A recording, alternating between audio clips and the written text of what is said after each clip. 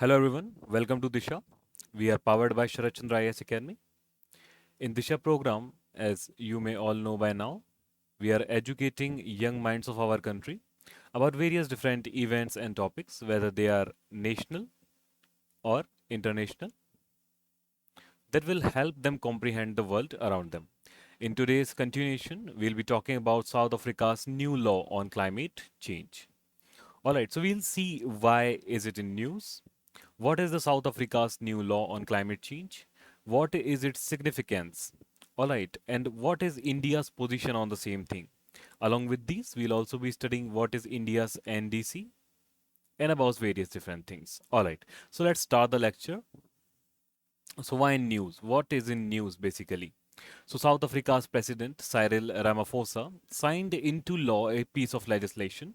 This also tells us about the presidential system in South Africa. In India, also, if any bill is to become a law, then it has to be passed by the president finally, after being passed from both the houses of the Lok Sabha as well as Rajya Sabha. Alright, so signed into law a piece of legislation that will impose mandatory curbs. Curbs mean reduction. Curbs mean to reduce on the emission from large fossil fuel heavy industries and require climate adaptation plan from towns and villages. So one thing we are seeing from here, this word adaptation. And in the Saturday class, I already explained to you what is the difference between mitigation and adaptation. But in short, adaptation means to be ready for the effects of the climate change, alright, and act accordingly. So to manage the unavoidable. The president said that this would enable South Africa to meet its emission reduction commitments under the Paris Agreement. Now, this Paris Agreement of 2015 aims to reduce or aims to not let increase the global temperature from 1.5 degrees Celsius to 2 degrees Celsius from the pre-industrial levels. We'll be talking about this. Okay, let's see first of all what is climate change. This is very important. Okay, so climate change basically means the long-term shift in global. So it's a global phenomena. We are not talking about a regional phenomena. It's not a regional phenomena. We are talking about a global phenomena. That means something that is happening at the global level. And local weather patterns primarily caused by carbon emission and the greenhouse effect. Okay, so we'll have to see what is this greenhouse gas effect and how carbon emission increases this greenhouse gas effect, which in turn leads to climate change. That means long-term shift in the global and local weather phenomena. All right, let's come to the next thing, which tells us about the Paris Agreement. So this was signed in 2015. Okay, it basically tells about the mitigation, that means reduction in the CO2 and the greenhouse gases, so that we have less probability of the climate change happening, the less climate change happening. Okay, second thing it talks about is adaptation, so that we are prepared.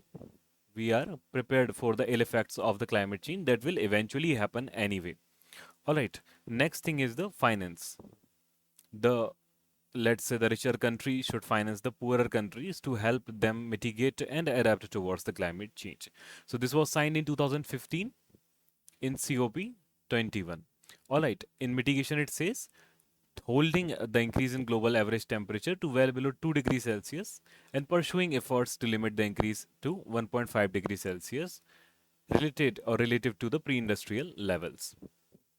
Okay, now we are talking about the significance of South Africa signing this law. So South Africa relies on coal as its primarily fuel source and which is same to India for electricity generation and is one of the world's top 15 greenhouse gases emitters. India is also one of the top greenhouse gas emitters. The energy sector represents roughly 80% of the gross emissions, with energy industries and transport being an economy which is dependent on agriculture. So agriculture releases carbon dioxide as well as methane CH4, which are both greenhouse gases, and tourism. South Africa has faced increasing Western pressure to accelerate its transition away from the fossil fuel. So we do not have to discuss here whether it's ethical for these countries to pressurize the other countries, all right, while they themselves are not helping the world in achieving the climate change mitigation. But let's talk about the greenhouse gas effect. What is a greenhouse gas effect? It is basically an effect where these gases make a blanket, which stop, which, just a second. Okay, so these gases make this blanket which stops the incoming solar radiation to escape out of the Earth's surface. Alright, so this blanket is known as the greenhouse gas blanket, and this effect is known as the greenhouse gas effect. Alright, so this is because of the infrared radiation or long wave infrared radiation not being able to escape out of the Earth's surface. Okay, next thing is, where does South Africa lie in the global GHG emitters? Okay, so it's here. You can see here. Okay, so 5,81,000 kilotons of CO2 equivalent. You can see here, just a second, what is this unit? Always, whenever you are seeing a unit, let's say 5,480, it is nothing, it is just a number without the unit. Okay, we have to see what is the unit. If the unit is, let's say, meter, then you know it is distance. If the unit is, let's say, kg, you know it is a weight. Okay, it represents weight. So here, this figure is representing how much kilotons, that means weight of CO2 equivalent this country has released. Okay, where do you find India here? India is here. Alright, so it is also one of the major contributors. So 1, 2, 3, and 4th. So fourth number, India is at fourth number, and South Africa is around 15th number. Alright, and let's come to the next thing now. So what is the India's position here? What is the India's position here? So India does not have any law on the climate change right now. In 2022, a bill was moved. Okay, not passed. We are not talking about the past. If it had been passed, there would be a law. India does not have a law. That means this bill was moved but not passed. Okay, so which is the bill? The Council on the Climate Change Bill.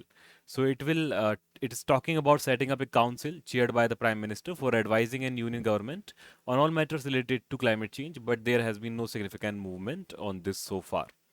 However, there are multiple acts, okay, in the Indian government which help it, just a second, which help it fight the climate change, such as the Environmental Protection Act, Forest Conservation Act, Energy Conservation Act, and Water and Control of Pollution Conservation Act. Alright, so these are various different acts which help India fight the climate change. Now, lastly, we'll see India's national determined contributions to the Paris Climate Agreement of 2050. So India had some first NDC. India basically said we'll be doing these things to fight the climate change on a global scale.